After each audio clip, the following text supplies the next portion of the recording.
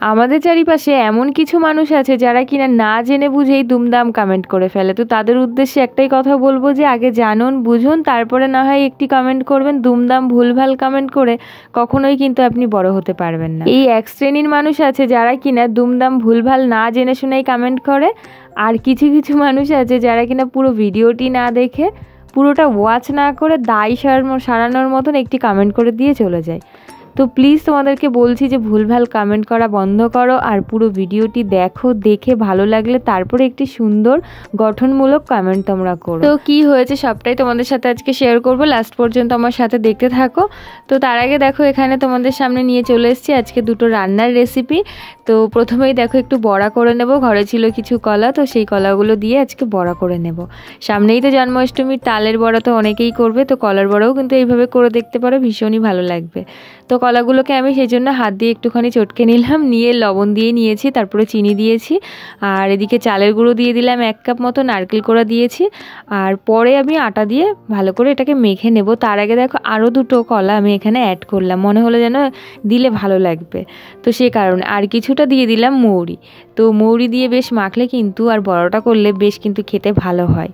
তো এবার ভালো করে কলাটাকে আবার মেখে নেব চালের গুঁড়ো দিয়ে। এখনও কিন্তু আটাটা অ্যাড করিনি, এবার আটাটাকে অ্যাড করছি। দেখো এবার যতটা পরিমাণে লাগবে ততটা পরিমাণে আটাটা দিয়ে তুমি ভালো করে মেখে রেখে দিতে পারো কিছুক্ষণ। আর আমি সঙ্গে সঙ্গেই করে নিয়েছিলাম, কেননা এখনও দুপুরবেলার রান্না বাকি আছে, তো সেই কারণেই। তো আজকে তোমাদের সাথে কিন্তু দুটো রেসিপি শেয়ার করছি। তো এদিকে দেখো বড়ার জন্য তেল বসিয়ে দিয়েছি। তো প্রথমে একটুখানি দিয়েছিলাম যে তেলটা কতটুকু গরম হয়েছে, তো সেই জন্য দেখার জন্য। তো দেখলাম ভালোই গরম হয়ে গেছে। তো গ্যাসটাকে এখন লো ফ্লেমে রেখে আমি বড়াগুলো দিয়ে দিচ্ছি, দিয়ে আস্তে আস্তে ধীমে ধীমে কিন্তু বড়াগুলো ভাজতে হবে। তো এই ফার্স্ট টাইম কিন্তু আমি কলার বড়া করছি, বেশ কিন্তু ভালো হয়েছিল খেতে। লাস্ট পর্যন্ত আর তোমাদের সাথে শেয়ার করতে পারিনি আমি, ক্যামেরাটি কখন যে অফ হয়ে গেছে আমি নিজেও বুঝতে পারিনি। তো লাস্ট পর্যন্ত আমি যখন বড়াগুলো ভাজছিলাম এত সুন্দর হচ্ছিল, আমি নিজে নিজেই ভাবছিলাম যে এত সুন্দর বড়া করছি, তো তোমাদের সাথে অবশ্যই শেয়ার করব। তো লাস্টে গিয়ে দেখি কোনো ভিডিওই করতে পারিনি, মানে কখন যে অফ হয়ে গেছিলো আমি এটা বুঝতে পারিনি। তো ফাইনালি বড়াগুলো ভাজা হয়ে গেছে, তখন তোমাদের সাথে এই যে শেয়ার করছি। তো সবাইকে মোটামুটি দিয়ে দিয়েছি, আর এখন এইগুলো বাড়ির জন্য মানে ঘরের জন্য আর কি রাখা হয়েছে। তো সত্যিই খুব ভালো হয়েছিল, তোমরা একবার করে দেখতেই পারো। তো তারপরে চলো দুপুরবেলা রান্নাটা ঝটপট করে সেরে ফেলি। তো আজকে করব আলু পোস্ত, তার জন্য কাসুরি মেথি একটু ভেজে তুলে রেখে দিলাম, আর এদিকে তেলের মধ্যে দিয়ে দিয়েছিলাম গোটা জিরে আর শুকনো লঙ্কা ফোড়ন। তো আর তারপরে আলুগুলোকে সিদ্ধ করে নিয়েছি, তাহলে রান্নাটা করতে কিন্তু কম সময়ে রান্নাটা হয়ে যাবে। আর আলুগুলো সিদ্ধ করলে যে মশলাটি দেবো তো বেশিক্ষণ কষাতে লাগবে না, তো সেই কারণে আলুগুলোকে সিদ্ধ করে নেওয়াটাই বেটার হবে। তো আজকে করব আলু পোস্ত। তোমরা তো সবসময় ছোট ছোট করে কেটে আলু পোস্ত খেয়ে দেখেছো, এইভাবে একদিন আলু পোস্ত খেয়ে দেখো, মানে কথা দিচ্ছি দুর্দান্ত টেস্ট হবে। আমিও ফার্স্ট টাইম ট্রাই করছি আমার এক বান্ধবীর থেকে রেসিপিটি নিয়ে, তো সত্যি ভীষণই ভালো হয়েছিল খেতে। তো দেখো আলুগুলোকে তেলের মধ্যে দিয়ে আমি একটু ভাজা ভাজা করে নেওয়ার পর তারপরে দিয়ে দিয়েছিলাম আদার পেস্ট, দিয়ে একটুখানি নাড়াচাড়া করে নিয়ে তারপরে আমি দিয়ে দিচ্ছি কাজু বাদাম, চালমগজ আর পোস্ত বাটা একসাথে। কিন্তু এবার আলুগুলোর মধ্যে দিয়ে বেশ ভালো করে কষিয়ে কষিয়ে রান্না করতে হবে। আর দিয়ে দিয়েছি গোটা কাঁচা লঙ্কা। কাঁচা লঙ্কাগুলো কিন্তু চিড়ে দেওয়া হয়নি, তাহলে মিষ্টি মিষ্টি যেহেতু হবে রান্নাটি, তাহলে কিন্তু খুব ঝাল হয়ে যাবে। যারা আর কি ঝাল খেতে চাইবে তখন কাঁচা লঙ্কাটা নিয়ে খেতেই পারে, তো সেই কারণে গোটা গোটা কাঁচা লঙ্কা দিয়েছি। তারপরে বাটি ধোয়া যে জলটি ছিল সেটিও দিয়ে দিলাম, বেশ একটা থকথকে ব্যাপার চলে এসছে দেখো।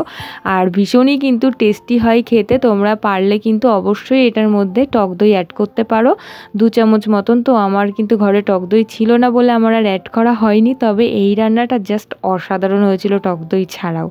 তারপরে একটু কালারের জন্য আমি দিয়ে দিয়েছিলাম কাশ্মীরি লঙ্কার গুঁড়ো।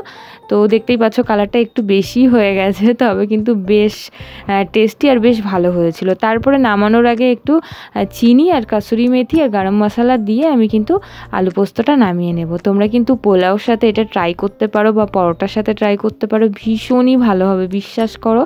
তো এখন কাসুরি মেথি যেটা আমি ভেজে রেখেছিলাম সেই কাসুরি মেথিটা অ্যাড করে দিলাম, দিয়ে এবার চলো নামিয়ে ফেলি। আর এদিকে আজকে করব একটু পোলাও, আর সেই কারণেই তোমাদের সাথে আজকে সবটা শেয়ার করছি।